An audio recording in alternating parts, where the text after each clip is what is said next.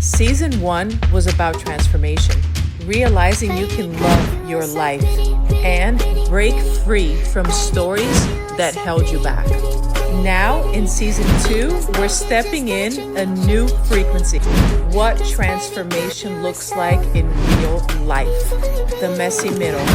The real, raw conversations. If you're ready to live your truth, let's talk. This is Jessica Javens Talk Podcast, Season 2. I am so excited to be here in beautiful Indianapolis, the city of artists. And you know, last time I was here, Season 1, it was so cold. I'm from Florida, so for me, that hurts my bones. It was hard to go outside for any amount of time. And here I am stepping in summertime because this season is coming out in fall. And I was so pleasantly surprised. It almost feels like Florida.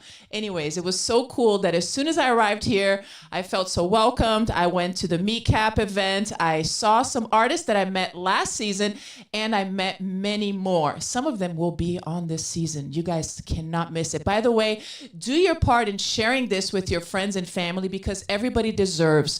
What are we doing? Why? Because we talked about transformation last season, and we're going to continue with that. However, this season, we're going to go deeper, bolder, and intimate.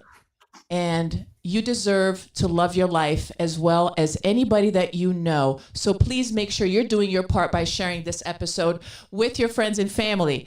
And I am so happy that the guest that I have here today finally came on. I've been trying to get her to come on since last season, and I am so thrilled because she is very, very open, just like I promised you on this season. And she's going to share a lot of stuff that we've talked about because, yeah, she's my friend too. She's an amazing person. So I'd like to welcome Sonja Raubeson. Welcome so much for coming. Thank you. Thank you. Sonja, let me tell you just a little bit about why she's so special. She's a licensed beauty professional. She's a content creator. She is a business coach. And she's the founder of I Love Beauty, like IYE Love Beauty, co-creator of Locket Jewels. And one of the most amazing things is that through the worst time of her life, she was able to come out of that and create also the Chase Passion LLC. And we're going to talk about that in just a second. You cannot miss it. So welcome, Sonja. How are you doing today? Thank you, Jess. I'm so happy to be with you, to be here, to share with you. A little nervous, but I'm excited to be with you and to be part of your podcast. Yes, thank you so much for coming. So, we're talking about how beauty came from breaking today, how you actually were able to come out of limiting beliefs, stop doing things or believing in things that no longer serve you, and how pain and trauma actually help you to become now a person who helps people to be beautiful on the outside, but also on the inside, which I am totally into that. So let's begin. Tell me a little bit about let's start from the top, where you are today Okay. with what you're doing and how you're able to help people with all of these different things that you have going on. Okay, well, today I'm actually pivoting. So you did talk about Chase Passion LLC, which is sort of my umbrella, if you will. It's a partnership with my late son, which I suppose is me going backwards before I go forwards, but we could talk about that after. So that's a partnership with my son. It's my legacy, if you will. My business is to me a living, breathing reflection, sometimes of even what's going on inside, but definitely a reflection of that and a legacy of touching people and just trying to meet others where they're at. So I'm pivoting out of that business that you mentioned because it is a brick and mortar location. And I've just sort of run my course with that location. And I'm moving more into content creation and social media work because that allows me for more flexibility to get rid of that overhead and to potentially touch more people, which ultimately I think is really what I'm called to do. Absolutely. And that's why I wanted you to come on the show so you can share that. So let's start talking about how you were able to come and talk to us about some of the most sensitive things that a lot of people sometimes don't even want to talk about. So let's go there. You're open, you're bold. So start sharing with me. How did your life begin? How did that look like? Who? Oh, okay. So now I feel like I have to lie back on the couch, right? Let me tell you when I was a little girl. Actually, not really good beginnings. I think from the outside, it probably looked okay. I went to a private school. Even though I was being raised by a single mom, I went to a private school. So I had some sort of outside things that looked very well, but it was really a facade. My home was highly abusive. My mother's a drug addict. She was involved in, and still to this day, is actively involved in not only drug usage, but she sells and deals in drugs. She spent time in and out of jail. She's an active alcoholic. So, growing up in that sort of environment, it was really chaotic. She was involved with abusive men.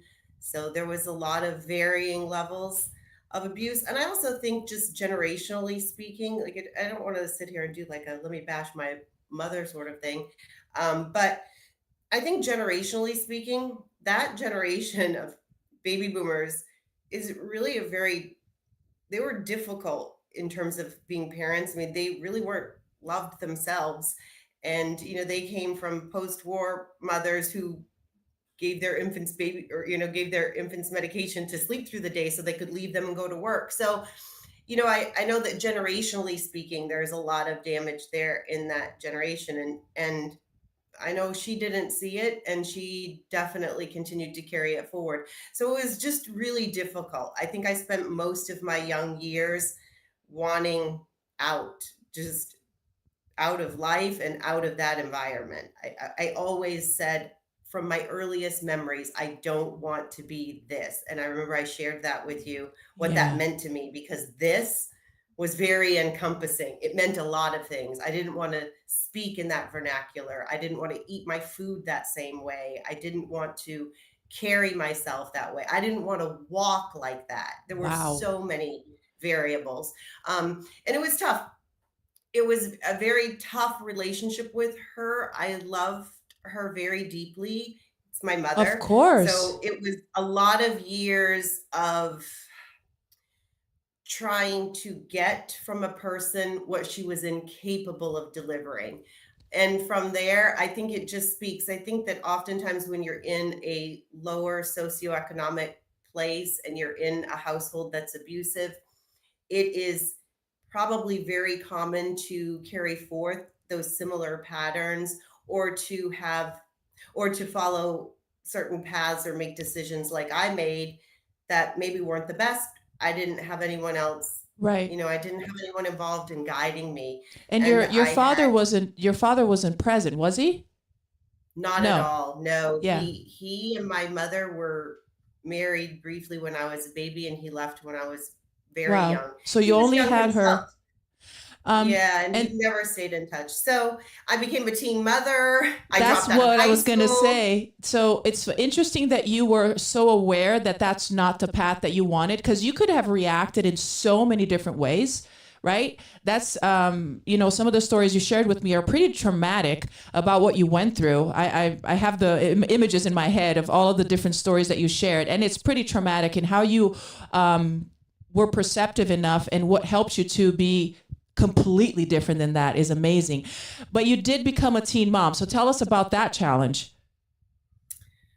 Um, there's a lot of elements of my story that it took a lot of years to be able to say in an honest way, because again, I came from a home where nothing was what it seemed, and when you spoke the truth you were lying. So there was a lot of those types of messages anyway. So my daughter's story is one that I always say I had to share it with her before I would ever share it out there, and I did with her growing up so that she knew, because it would feel unfair to talk about it otherwise. But becoming a teen mom was something no one knew.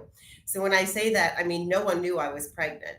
The day that my daughter was born, I was getting ready to go to school like a normal day. And What grade were my you mother in? Do had you actually, remember? pardon? What grade were you in? I was a junior. Okay. So I just turned 17. I was like, getting up for the day, that sort of thing. My mother had been out partying and gone for 2 or 3 nights before, and I had a little brother that was 2, so I often took care of him. So, he's doing his thing and I'm trying to get ready and I'm in labor. And it progressed Oh my. that my mother, I had to go crawl into her room and try to not wake her too much and ask if I could stay home from school, which I did. And then when she kind of eventually in the afternoon woke a little bit, she even looked at me like, because I was in so much pain, I wasn't really dressed or anything that day. And so I remember I had a robe on and she had looked at my stomach and was like pushing on it and like it felt hard to her. And she was like, I think your appendix is bursting. Oh So then my she decided, goodness. yes. So then she took me to the hospital. We went to the ER. It was like a 30-minute drive. I remember all of it, like being incredibly in pain, but I was so relieved that my mother knew what was wrong, right? Like, oh, thank God, it's just my appendix bursting. And this I share because I think that people don't understand these sorts of things when you say, if I said, I didn't know I was pregnant. I think when you're a teenager, the level of denial that you can live in is very real. My ability as an adult to compartmentalize is not what it was when I was a kid. I was Wow. much more adept at compartmentalizing and like putting something away and being like, that just doesn't exist. And that's really how I dealt with it. I had never been pregnant, so I hadn't experienced pregnancy. So the things that I had, like people would say, well, the baby moved, right? But I'd never experienced that before. And True. I was on a slim fast diet. So she was very tiny and it felt like butterflies. So when I went to the hospital, I was just relieved, feeling like, oh, thank God, I'm not pregnant. And, my mom knows it's appendicitis and that's what it's going to be. Wow. So when I get to the ER, right away, they're asking me things like, am I sexually active? And they're asking me in front of my mother and they're asking, like, should she leave? And I'm feeling like really confident in the whole situation. So I'm like, no, she doesn't have to leave. I'm Oh not having sex. my goodness. So it was the moment that they brought in the fetal monitor, and I don't know what, I suppose because they're doctors and they know, right? So they bring in the fetal monitor, and my mother had just had a baby 2 years before, so they put this on my stomach, and is the noise, and I don't know what it is, but she did, and they immediately brought me in to labor. I was in full blown labor. My daughter was born within an hour of me being in the hospital, so it was that fast. And my mother was right away talking with the physician that was there of like, we're not keeping this baby. Like, find somebody, do something, but we're not keeping this baby. And that was really my daughter's beginning. And back when she was born, that was 91. Like, you spent a few days in the hospital. So I was there for days and I had heard my mother say that. And knowing where I came from, I knew it was up to my mother. I live with her. How did you feel when So you heard that? I don't remember feeling anything, Jess. I don't think that, again, that's the ability that I had with compartmentalizing I things. see. It was whatever she wanted. My fear of my mother was greater than anything else. Wow. So, like, I'll backtrack, and I know this is an offshoot of a story, but I know I've shared with you. There was a time, so at this point, I have this baby, I'm 17, but my memories of her are things like, I was maybe 10 years old when she picked me up early from school one day, and I'm all excited, like, "Ooh, I get to get out of school." Yeah. She brought me to a bar, and we stayed there until 2 a.m. the next day, and I was with her when she was arrested, and she gave me her purse during that arrest and said, "Don't give this to the police." And there was drugs inside of it, and I knew that. She dealt with cocaine, so I knew it was in there at that age, and I knew what it was. And the police didn't call CPS. They brought me with her to the precinct, and I sat in the front of the precinct all night long until she had her time and could get out. And I had that purse, and I thought about it all night long. Like, I wanted to turn it in. I knew what was in there, but my fear of her was greater because she had shown me that she could get out of any situation, but I couldn't. And I knew Oh. that if I turned that in, that my life was at risk. So that's what my life had been like. And you So were when at that I'm in the bar, just a little hospital, thing, because this is a picture I have in my mind. You were at that bar until 2 a.m. the next day, and she did not sleep a second because she was drinking and having drugs that whole time, and she didn't sleep, right? correct. Oh, man. Yes. Okay, Yeah. continue. Yeah. So, and that's just one of many, and that's actually a tame situation, right? So my whole thing was very insecure, and I was very obviously dependent on her. I'm a child, right? So I knew if she said that this baby isn't coming home with us, then that's the That way it was was it. going to be. Yes, that was it. So I'm there for a couple of days, and the pediatrician had come in, and I was not seeing the baby. Like nowadays, the baby stays in the room with you, but then they stayed in the nursery. And so I didn't see her, I didn't feed her. And my pediatrician came, and he was so happy and proud, like letting me know, it really was a risk. I had no prenatal care. I wasn't eating well because I was trying to lose weight because I was gaining weight. So, Wow. my nutrition was poor and all these things. And he was like, you have this very healthy baby. You should be so happy. She's got all of these things. And then he said to me, and I'll never forget it. He's like, and he said, my mother was 16 when I was born. And look at me, I'm a doctor. Wow. And I had no emotion. I didn't cry, but I remember looking back at him and I said, but what will I be? I got goosebumps And right now. Man. yeah, that's how I felt because I knew where I came from. What am I going to do with this person? She's a person. So, anyway, fast forward, I think it was the day after that, my mother phoned me in the hospital and she asked me right away in the conversation, had I thought of a name for her? And I knew in that moment that was her way of saying it was my decision. What And then I changed? brought her into my room. What? Oh, well, at the time I didn't know, but I know now. My auntie, who's her younger sister, who you also know I'm very close Very to, close to, yeah. my auntie was a teen mom as well. And I think my auntie had been faced with something very similar as a situation or a decision. And she told my mother that it was not her decision to make, that she could not do that, that Look it, at the power of having the right person come in your life like that. It yeah, changed your life at the completely. right. That probably that one conversation that they had.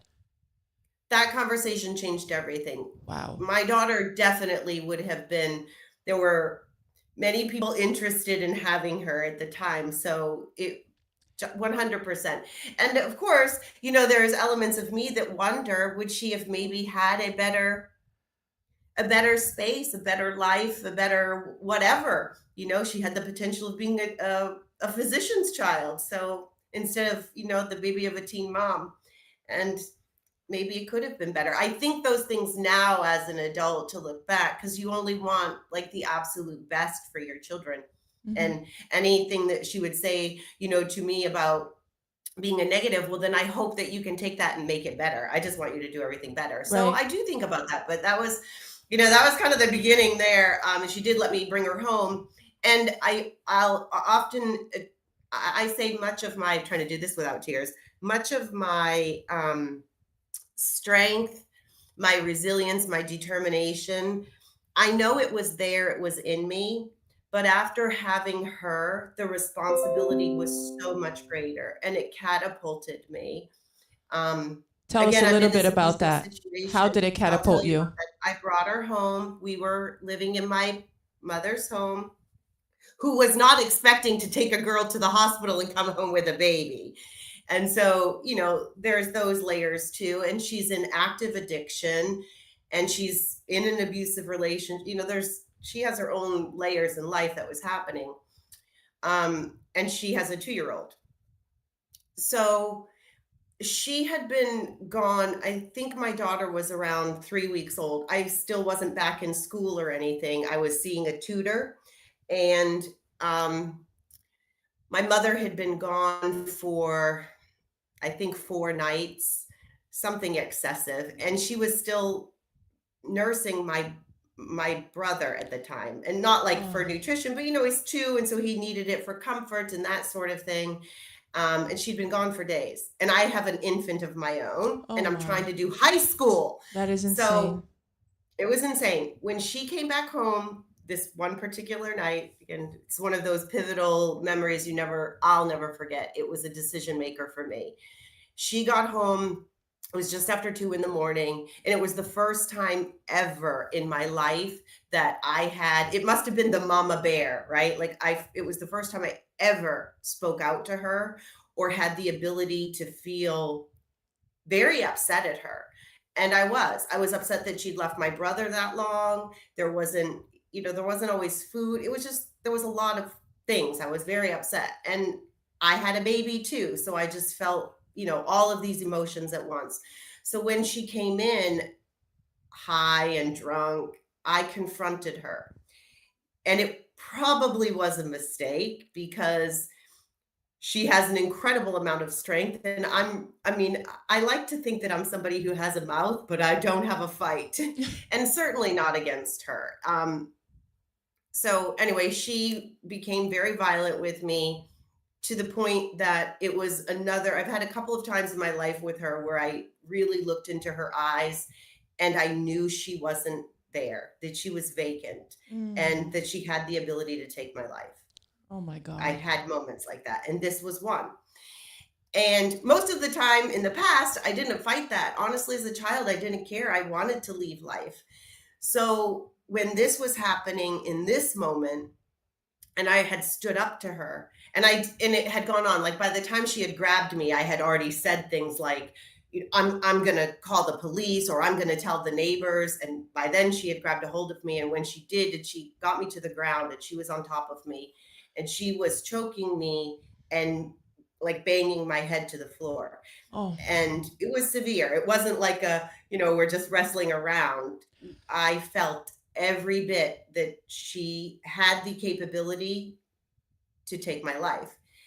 And all that I could think about was my baby, and that she would then have the ability to do this to my baby.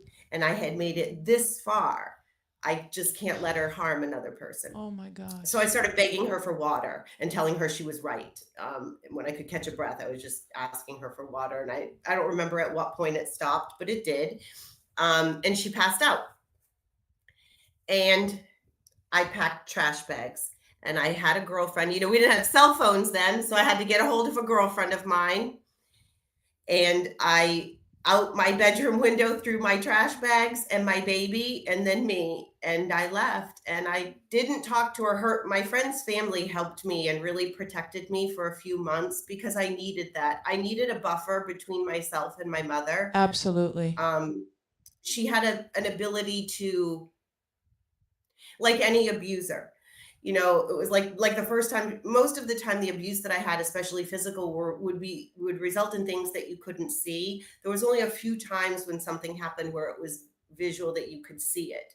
And that was a time, like having a black eye or something like that. So in those moments when she had to see it too, or when she had to make an excuse for me because I maybe couldn't go to school or I couldn't go to work, then she would be very apologetic, and not necessarily saying it wouldn't happen again, but she would be apologetic, and she would make it so that she was the victim. And in the end, even though she was apologizing for having hurt me, I would feel bad and would, always end up like, you don't need, it's not your fault, or you don't have to apologize, or whatever. I always felt like really she was that somehow I had made it happen. She turned it around. Yeah, I did. So I really needed that family to step in there and to help just sort of cut off communication for a little bit, which they did do. And then I went back into high school, and it just, it went down from there. She took away my brother for a while, and we just had a lot of things. And I guess really it just paved the way, Jess, for a lot of various traumas. And I shared with you how most of my adult life, after severing from that and being able to pull myself away, I kept it sort of very facade or surface. I think I had a lot of people who was that knew like me. Was that like a way to protect yourself in a way? Was that how you found that you could protect? Shame. Shame. It was shame. Um, I carried a lot of guilt, and I learned that guilt is shame. And it's true. And it was shame. I was very shameful of where I had come from. I was shameful of who my mother was, of the things that she did. I was shameful of her past. Um, and I felt like all of those things were a reflection upon me.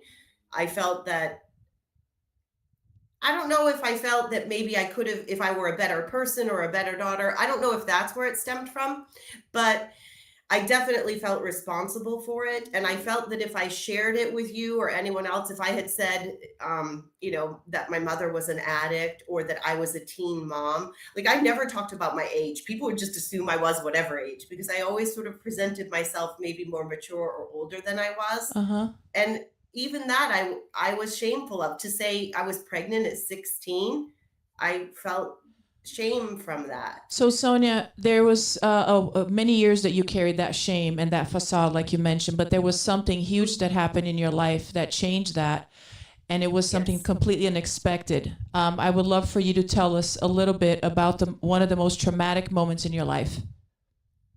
April 6th, 2016. Uh, Very normal day. It started off. I was at the height of my career. I was working for a hair care manufacturer. I was all over the country. I had done a lot of international travel. I definitely felt like, especially for someone who'd grown up the way I had, I felt like I had made it. I was a platinum level in all these different airlines. I felt like, when I would roll up, like, oh, move out of my way. I'm here to get my seat. Like for me and where I had come from, it felt a big deal to be able to travel like that, to have business cards with my Mm-hmm. name on it, an office with a door. So I'm at the height of this sort of place in my life. I was in a relationship I'd been in for a couple of years. We just moved into a big, beautiful home. I'd never lived in anything like that. I remember when we looked at it, I was like, I felt like I was in a dream. I shouldn't be there. I was an Uh-huh. imposter. And I was having furniture delivered that day. And my mother, I should add that I no longer have a relationship with her, but at the time I did. So my mother was in town because I was proud and I wanted her to see. So I brought her in town for a visit. I'm having furniture delivered. We'd had our nails done, and she was going to get picked up by my daughter. When we were waiting for her, I got a phone call in my car from my ex-husband. That's my children's dad. And he never calls me. As you know, I said my ex-husband, right? We don't have that kind of relationship. He never calls me. But his father has had issues with cancer. So just inside of me, I sort of had that immediate assumption he was calling about his dad. Okay. But also I must have just sensed, I don't know, whatever, you look back in hindsight, because I didn't take the phone call on speaker. I picked it up private, Uh, which isn't like me, but I okay. did. And he called to say that there had been a shooting in our son's office. Our son at the time was 23 and he was working in a criminal defense law firm in downtown St. Paul as a law clerk. He was getting ready to enter law school in the fall. So that was the first phone call. It was just that there was a shooting and he really wasn't aware of what had happened. He wasn't 100% sure if Chase was even shot. But I remember him telling me, like, maybe he's going to need a surgery or something. And I also remember feeling very calm. Like to me, I felt like I was like this, right? Like I always had been, Uh-huh. Right. that I was calm. And then I left. My daughter got picked up. I remember in my mind being calm to her, like, there's a shooting, we're not sure. Mm-hmm. And I just wanted to be alone. I think that's how I've always been. So although my daughter was there and I really should have gravitated to her, I didn't. I wanted everything to go as it was planned, like pick up your grandmother, take her, do Uh-huh. this and do that.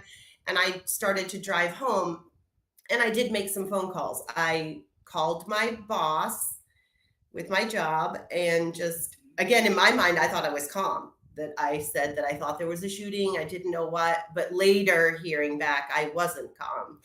And then I was supposed to, with the person I was involved with, we had a date planned that night. So I called him and I too am thinking I'm calm. And he later was like, I couldn't understand anything you were saying. And I Wow. felt like I was completely calm. I got home and it was probably a series of several phone calls. And I remember starting to pack a suitcase. And as I was packing the suitcase, I had this one particular dress that I always felt very good in. It was a black dress that I wore for work a lot. And I remember when I picked it up to pack it, and I remember folding it thinking, in case I need to go to a funeral. And what a horrible thought. Why would I think that? Like, he just needs a surgery. But I remember thinking it and putting it and taking it back out and putting it back in. I was just pacing around a lot. Uh-huh. And then the final call, my ex-husband had called me, and he had delivered the news that Chase, well, actually, let me back that up. Before, right in the moment of the phone call happening, my partner was sitting in our bedroom and he was looking at his cell phone, which I remember in the moment was irritating me. I was so irritated with him. And he looked up at me and he said, "How many people were shot?" And I was so pissed. How could he ask me that? Sorry for swearing, but I was just so angry. How could he ask me something so stupid? I'm going to swear again because I was like, who gives a my son could have been shot, right? And so that's what I remember, almost starting to scream it back to him. And I think I did. And that's the moment that the phone rang. Uh-huh. And it was my ex husband.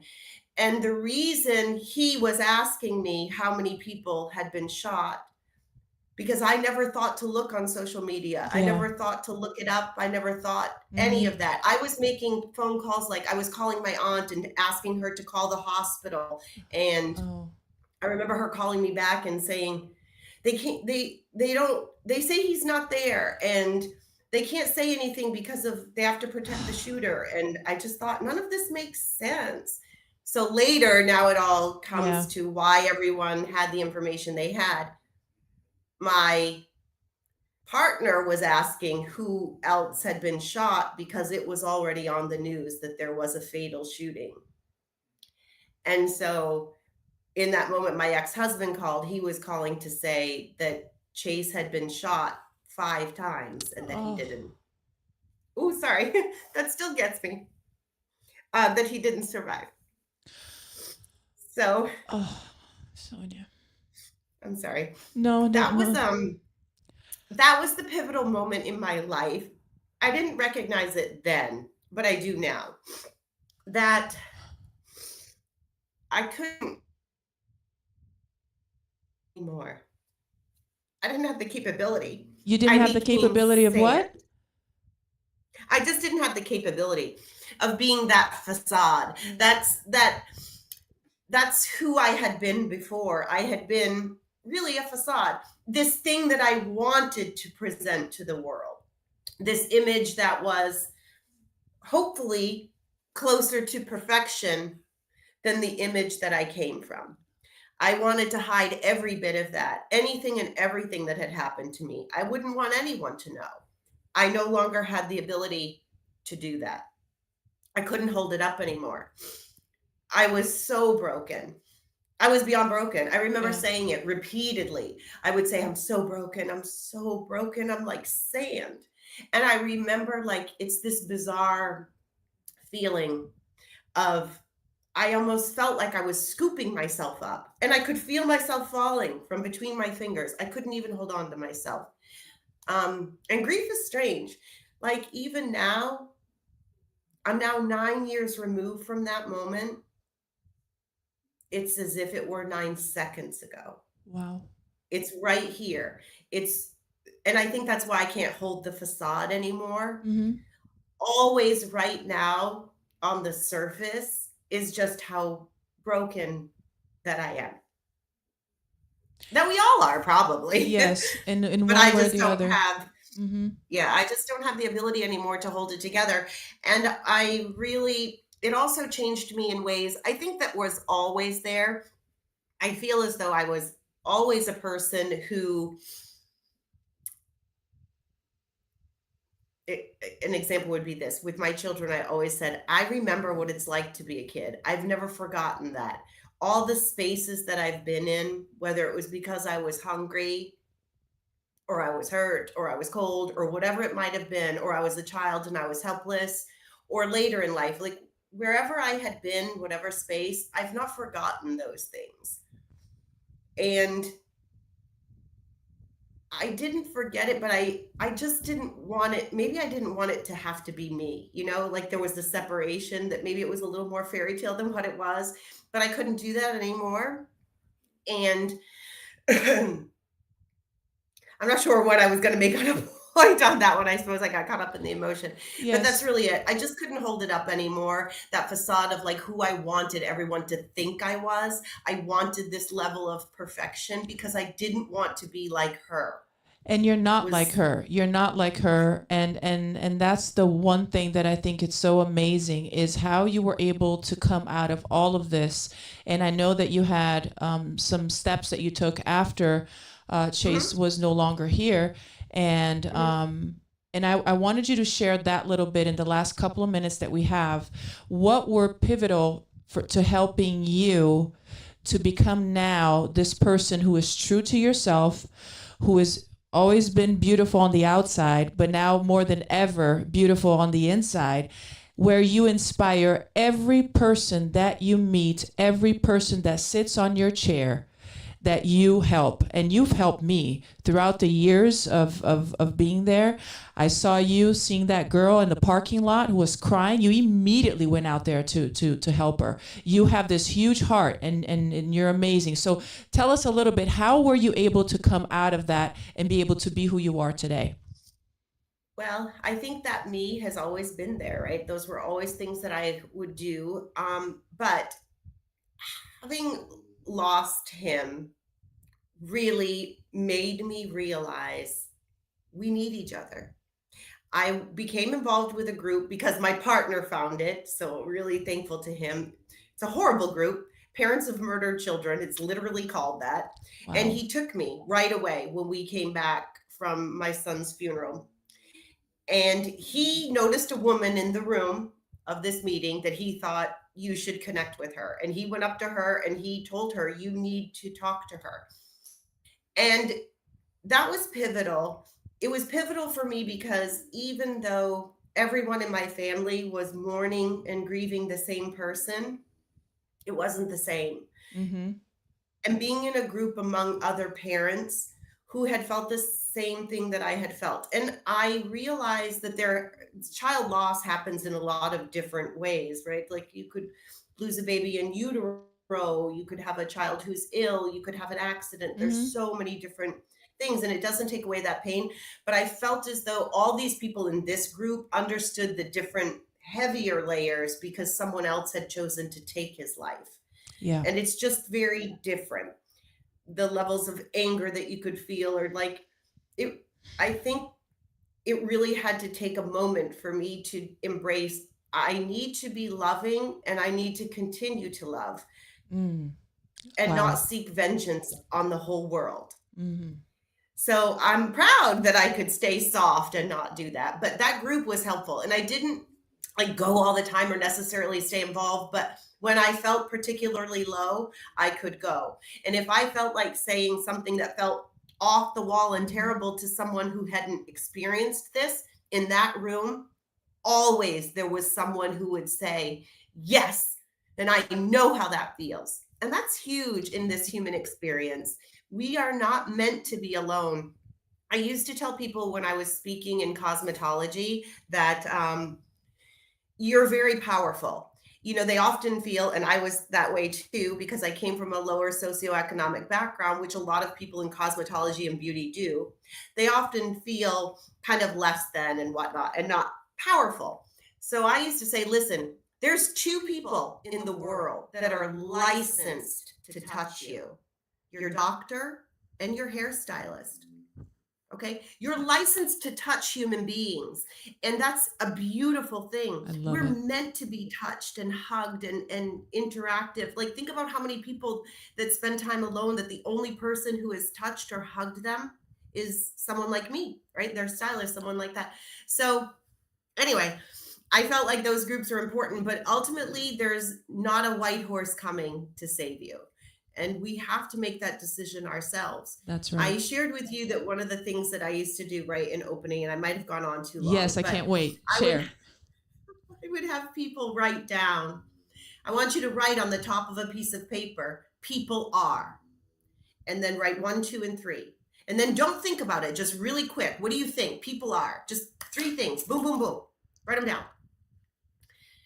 And then I would ask people to share. Like, so what are they? And I would often share what mine were. And often mine would repeat the same. They would be things like broken, vulnerable, and not enough. And I would share that. And they would go, wow. Because sometimes people would write things like people are assholes or they're liars, and some would write good things, people are this and people are that, but oftentimes we write kind of some negative things, but those would be mine, broken, vulnerable, shattered. I would write those things, and then I would say, okay, now after you've shared, I want you to cross off people are, just cross it off and write I am, because more times than not, our thoughts, right, it's just that internal thing and we're reflecting it out there. I don't believe that we truly have hatred for one another. I think that we are not loving ourselves. I think I spent so many years pouring into cups that were too shallow to hold me, that I put love in the way that I wanted to be loved into things that didn't have that capability. Wow. So I've just learned that, yes, I think we need other people and we need groups and we need it where we can get it, but sometimes you can't. And maybe it's a podcast like this, or maybe it's reading a book or hearing someone else's story, but we all have things that I think we're carrying much more than anyone else realizes. And the best way through it is, I think, to share it. You're as sick as your secrets. I love it. And if we don't get it out there and share with one another, how are you going to be able to love yourself? I couldn't love myself with all that shame and guilt. I just couldn't. No. And this is something that most people around the world who watch this will resonate with. So thank you for sharing that. That's absolutely amazing. What is next for you, Sonja? So next for me, I'm pivoting out of my brick and mortar business and I'm focusing more on content creation and social media. And hopefully that will help me to spread those wings and be more about giving that.